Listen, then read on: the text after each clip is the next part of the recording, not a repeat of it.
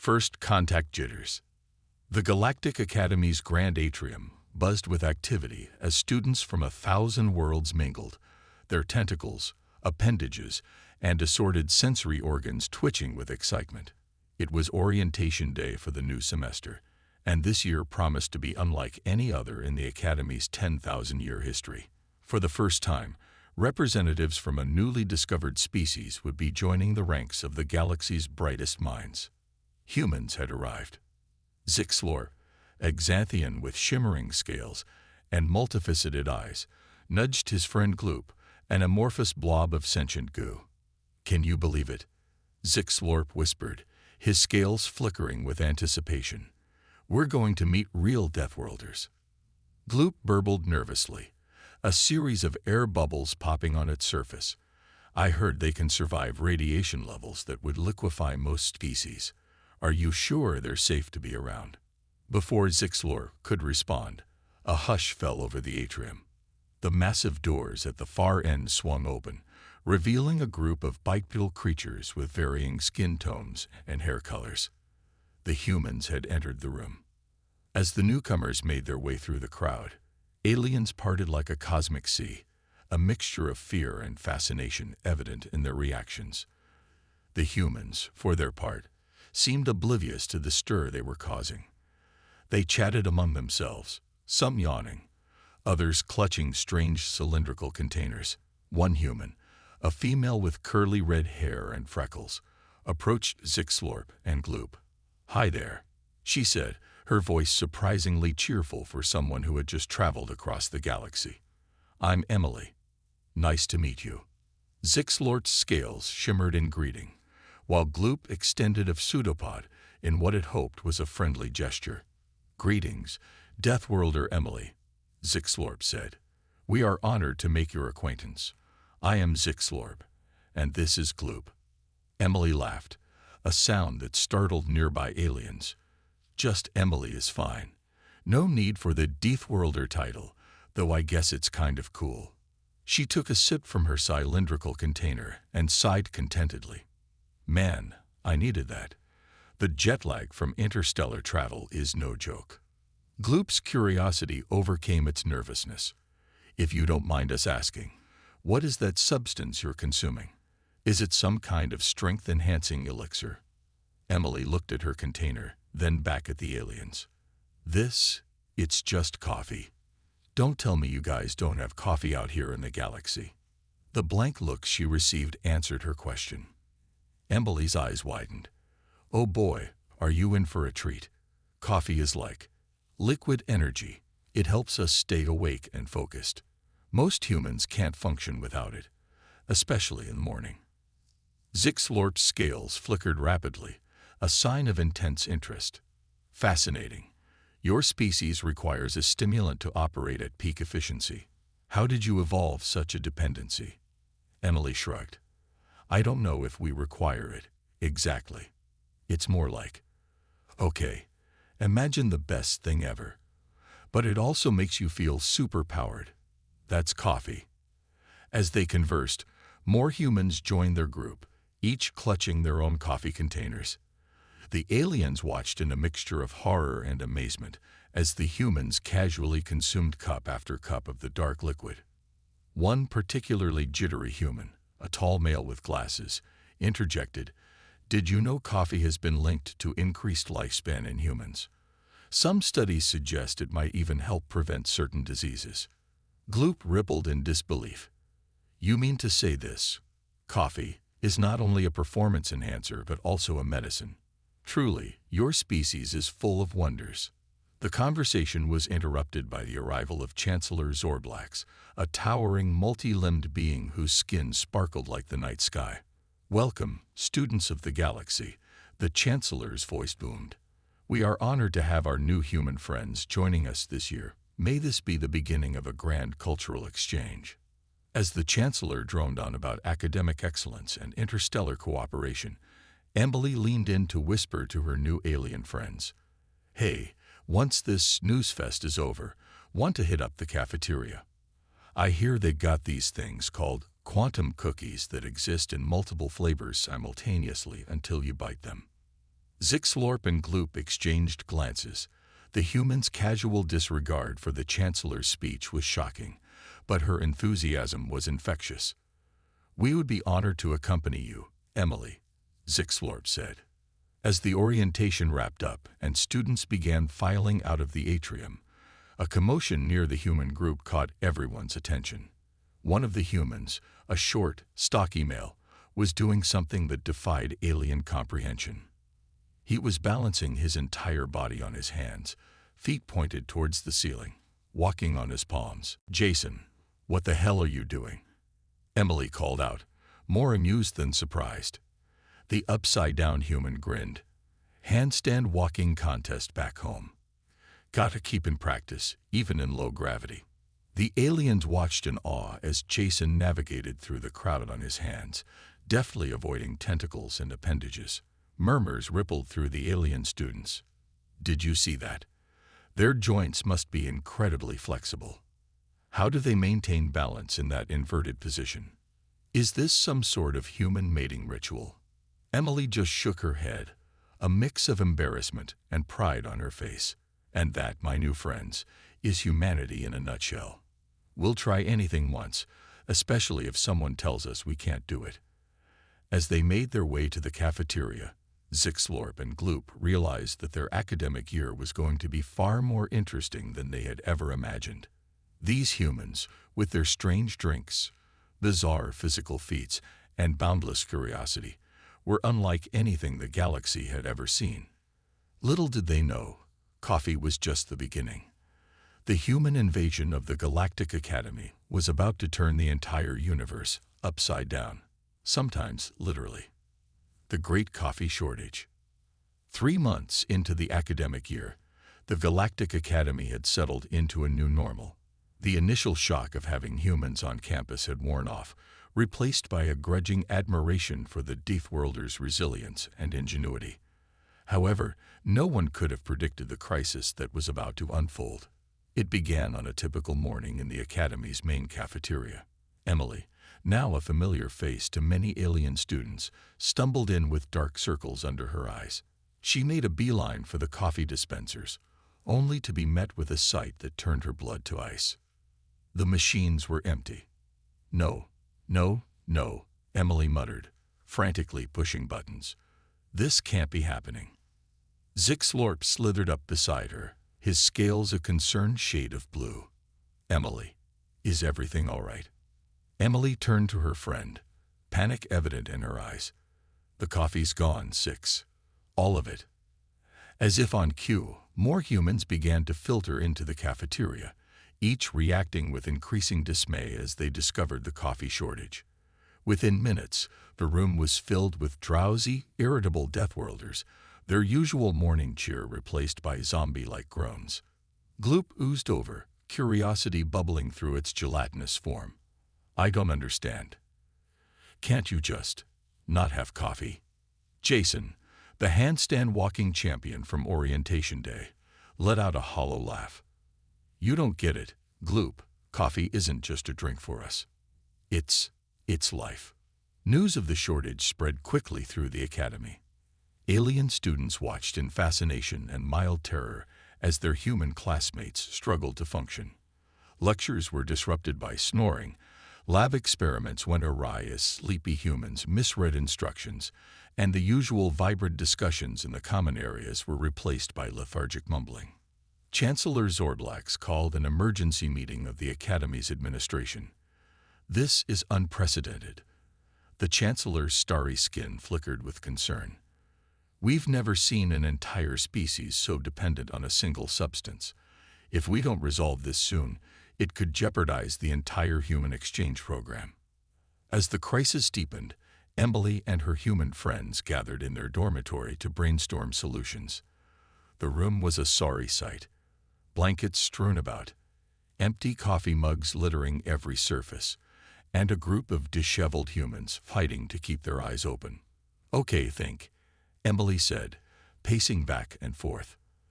"There's got to be something on this space station that can replace coffee. We just need to find it." Jason perked up slightly. "What about those Zorgon energy crystals we learned about in xenomineralogy? They're supposed to be pure caffeine, right? Emily shook her head. Too dangerous. Remember what happened when Zixlorp accidentally ingested one. He vibrated so fast, he almost phased through the floor.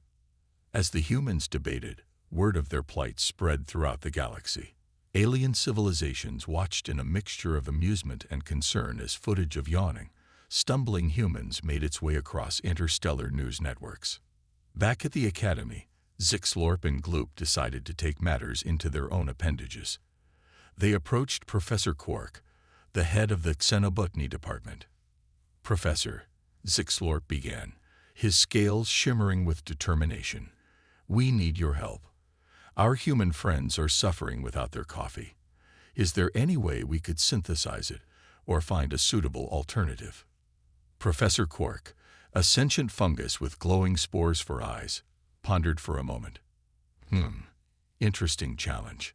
Coffee is a complex organic compound, but perhaps, yes, it just might work. The professor led them to a sealed greenhouse deep within the Academy.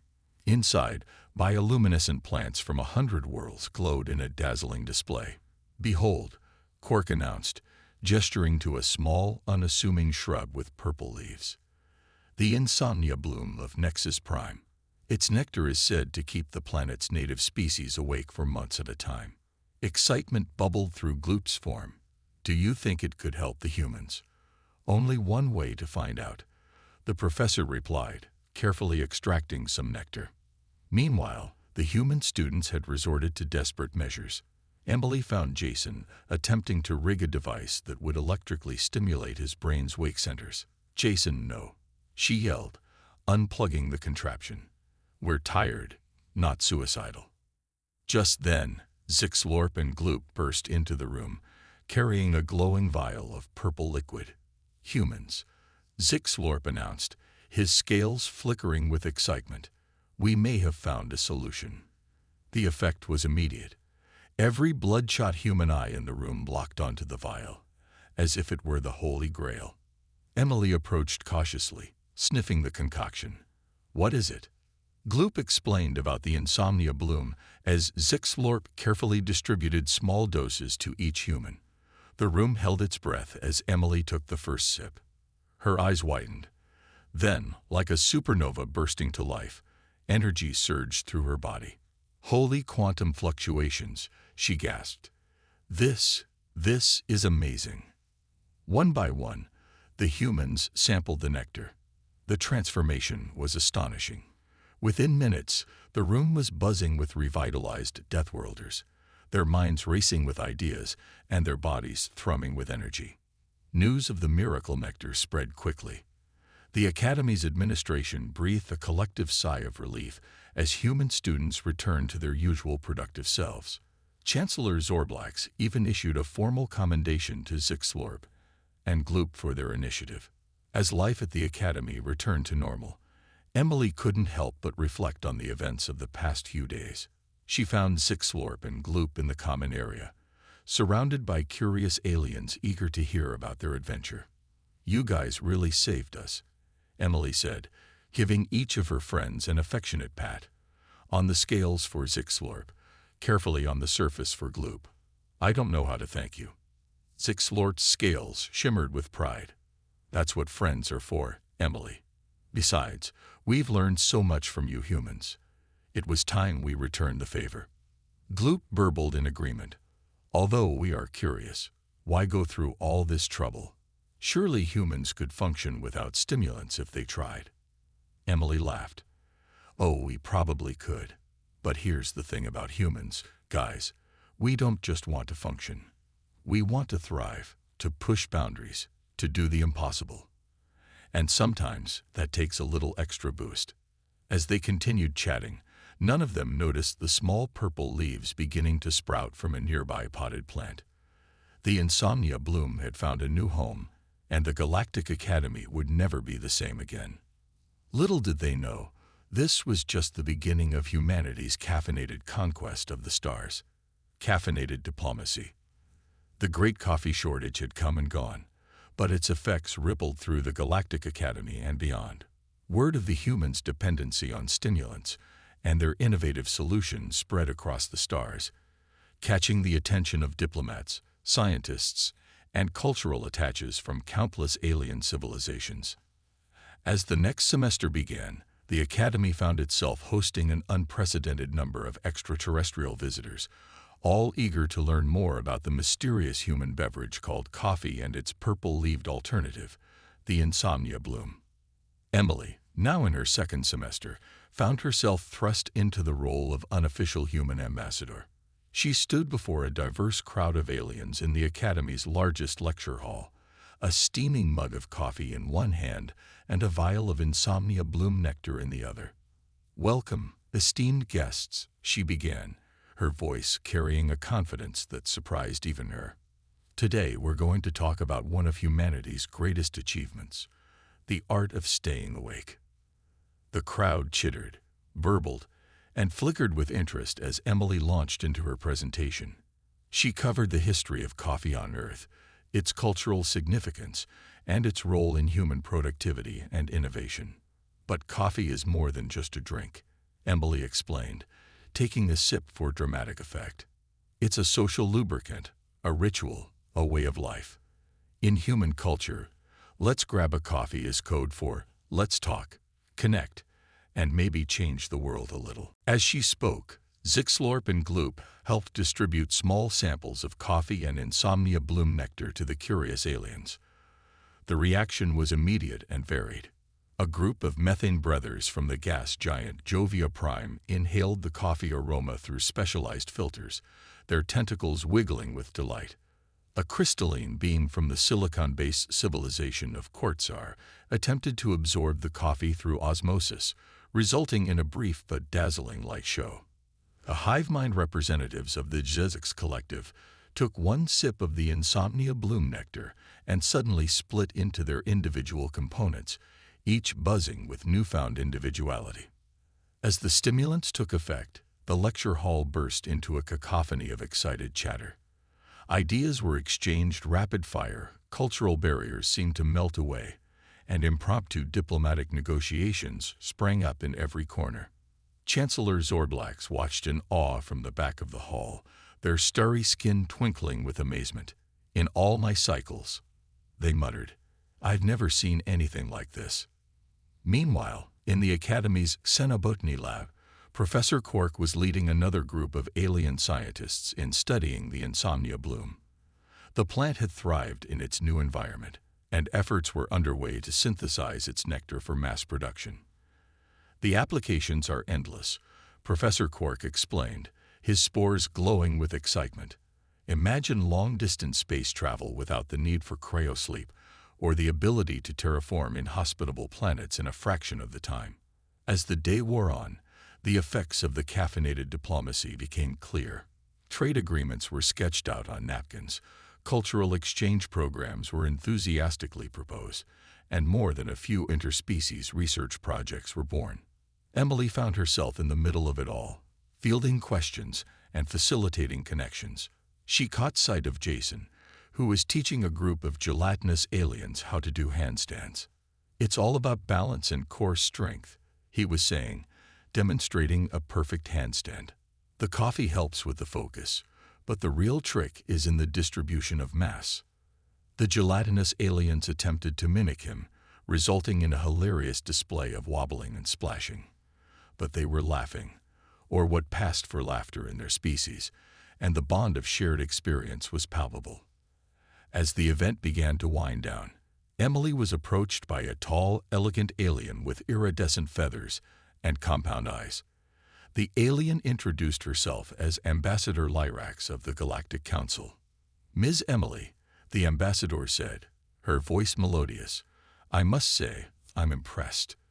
What we've witnessed here today goes beyond mere cultural exchange. You've shown us the power of your human coffee as a tool for unity and understanding."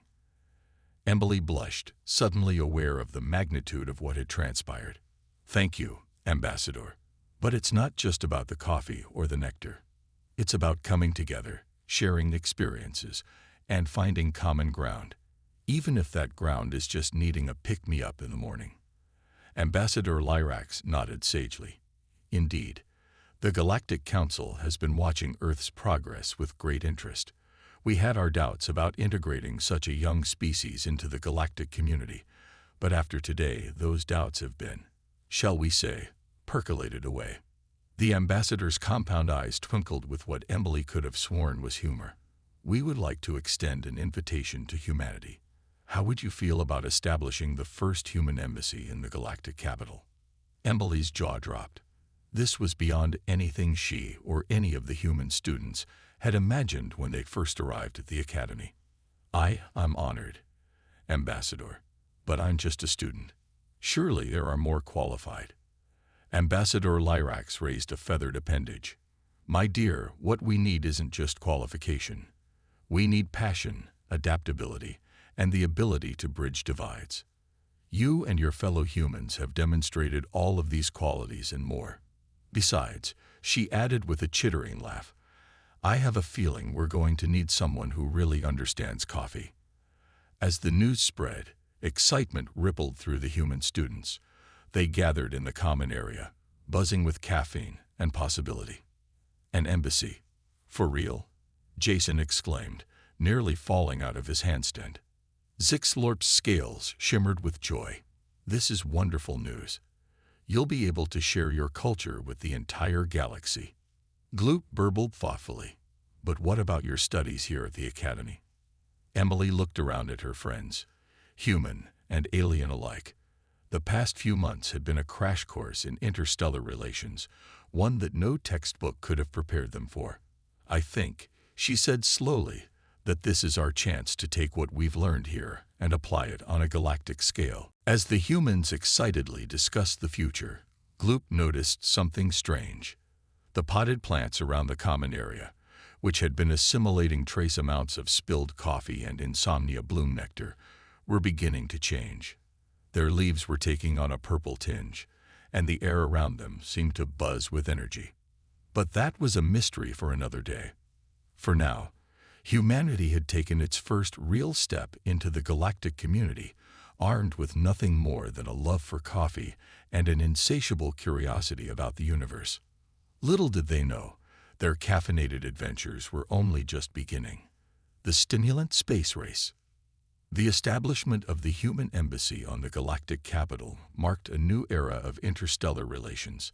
As humanity's influence spread, so did its most potent export, caffeine. Coffee shops and insomnia bloom caves sprouted across the galaxy like stars in the night sky. But with great power came great competition, and it wasn't long before the galaxy found itself in the midst of a new kind of space race. Emily, now serving as the youngest human diplomat in galactic history, stood before the Galactic Council, her hands wrapped around a steaming mug of coffee. The council chamber was abuzz with energy, and not just because of the caffeinated beverages being passed around. Esteemed members of the council, Emily began, her voice steady despite the gravity of the situation. We've called this emergency session to address the growing concerns about the stimulant situation. Ambassador Lyrax nodded, her iridescent feathers rippling with concern. Indeed, it seems that in our eagerness to embrace human caffeine culture, we've sparked something of an arms race among the galaxy's chemists and botanists. Holograms flickered to life around the chamber, displaying news reports from across the galaxy. Breaking news from the Andromedean Nebula. Zorgan scientists claim to have developed a beverage that keeps consumers awake for an entire solar cycle.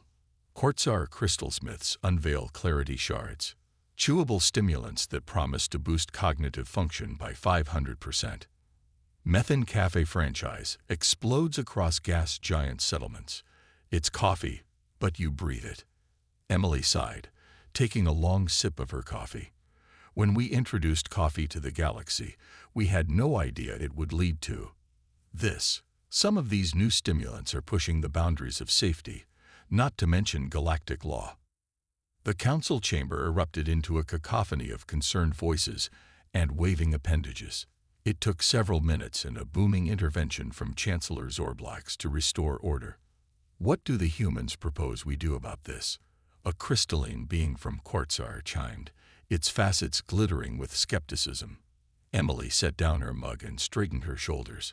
We propose a joint initiative, the Galactic Caffeine Control and Research Division.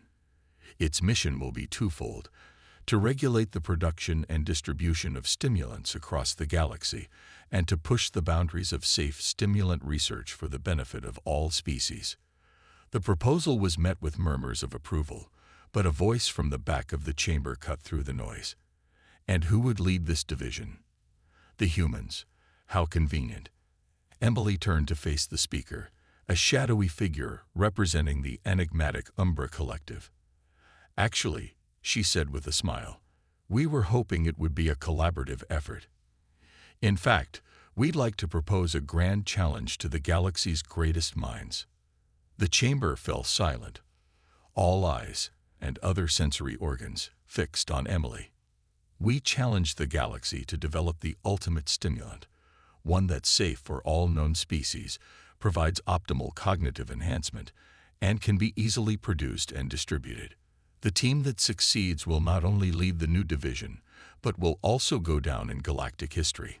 The council chamber exploded with excitement. The idea of a sanctioned, competitive research initiative appealed to the scientific and adventurous spirit of the assembled species. Within hours, research teams were being formed, crossing species and planetary boundaries. Back at the Galactic Academy, now a hub for cutting-edge xenobiology research, Professor Quark's lab was a hive of activity. The insomnia bloom had continued to evolve, hybridizing with various plant species from across the galaxy. Its newest iteration, dubbed Cosmic Crop by the excitable human students, showed promise as a universal stimulant base. Zixlorp and Gloop, now graduate students, were at the forefront of the research. They had assembled a diverse team, including Jason, whose understanding of human physiology and penchant for handstands had proved unexpectedly useful, and a rotating cast of alien experts. The key, Zixlorp explained, his scales flickering with excitement as he examined a holographic molecular model, is to find a compound that can adapt to different physiologies. Something that can be a stimulant for humans, a cognitive enhancer for crystalline beings, and a metabolic booster for methane breathers.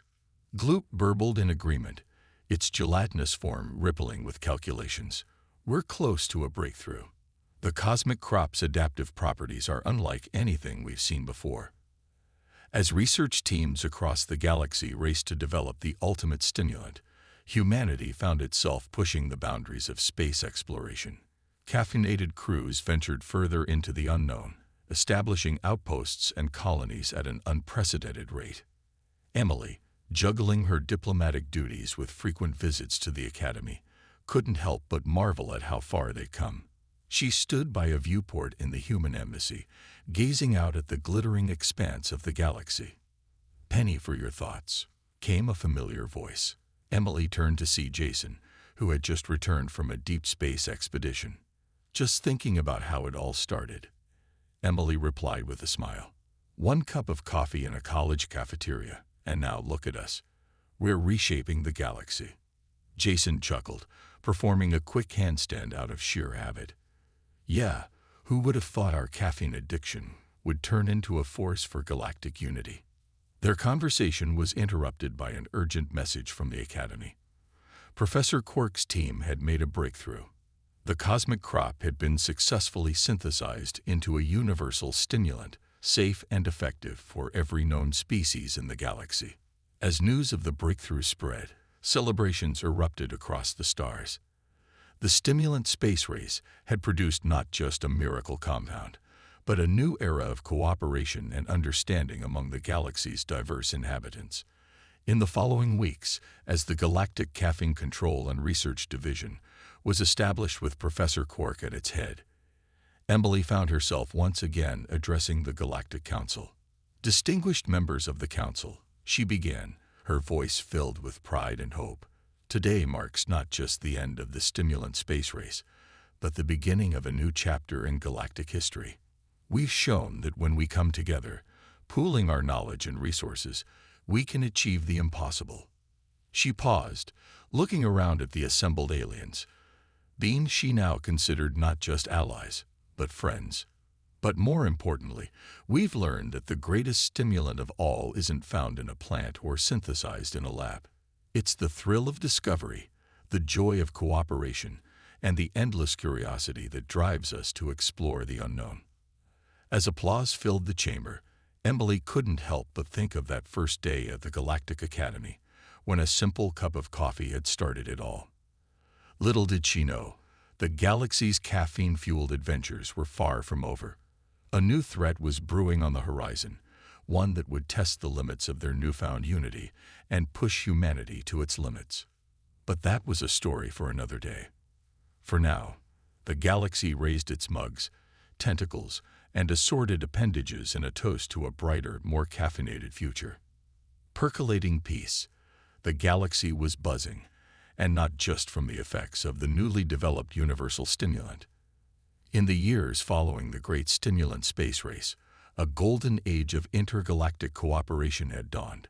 The Galactic Caffeine Control and Research Division, under the joint leadership of Professor Quark and a diverse council of alien scientists, had ushered in an era of unprecedented productivity and innovation. But as any student of history could attest, peace is often the precursor to conflict.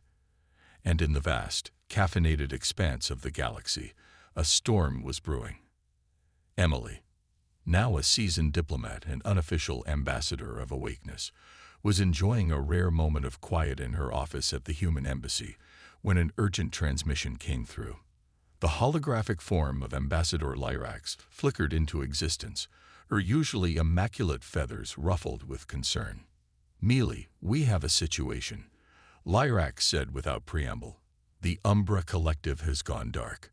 Emily's blood ran cold. The Umbra Collective, a mysterious consortium of shadow-dwelling beings from the darkest corners of the galaxy, had always been outliers in galactic politics.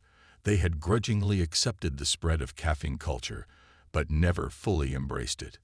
"Define gone dark," Emily said, already reaching for her emergency go-bag. Lyrax's image flickered. "All communication with their home systems has ceased. Our long-range scans show nothing.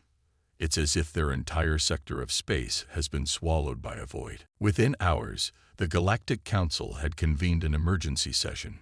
Theories flew back and forth across the chamber like comets. Perhaps they've achieved a higher plane of existence. Could it be some sort of mass cloaking technology? What if they're planning an invasion? As the council debated, Emily's mind raced.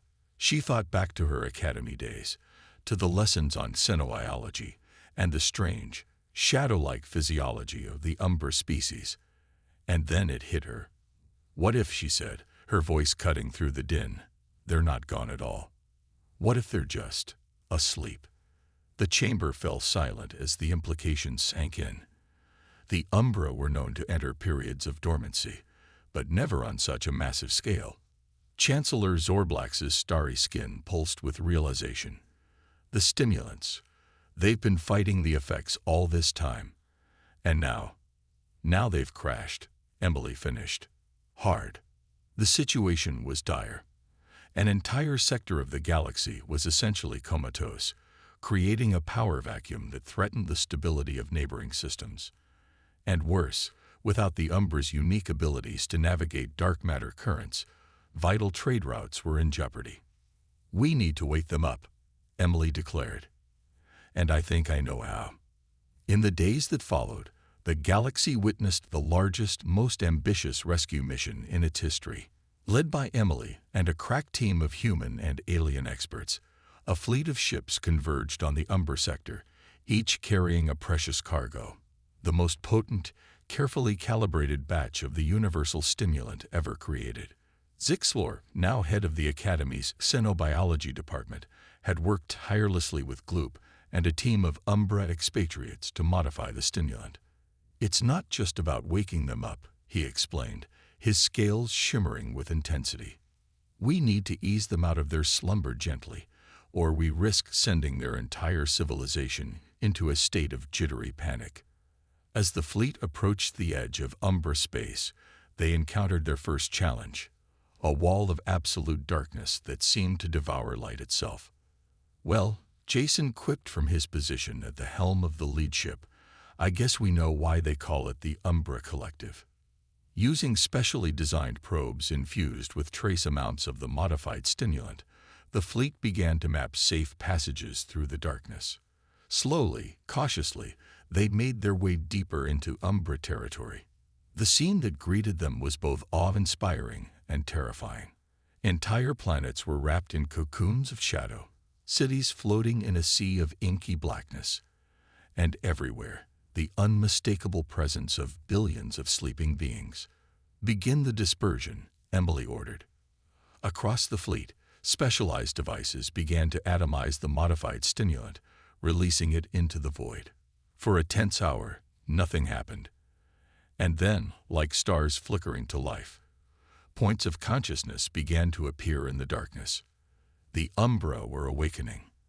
As the slumbering civilization stirred, the rescue team worked tirelessly to establish communication and provide aid. Emily found herself in marathon negotiation sessions with groggy Umbra leaders, explaining the situation and offering assurances of galactic support. "We understand your concerns," she said to the Umbra High Chancellor, a beam of living shadow whose form seemed to shift and swirl.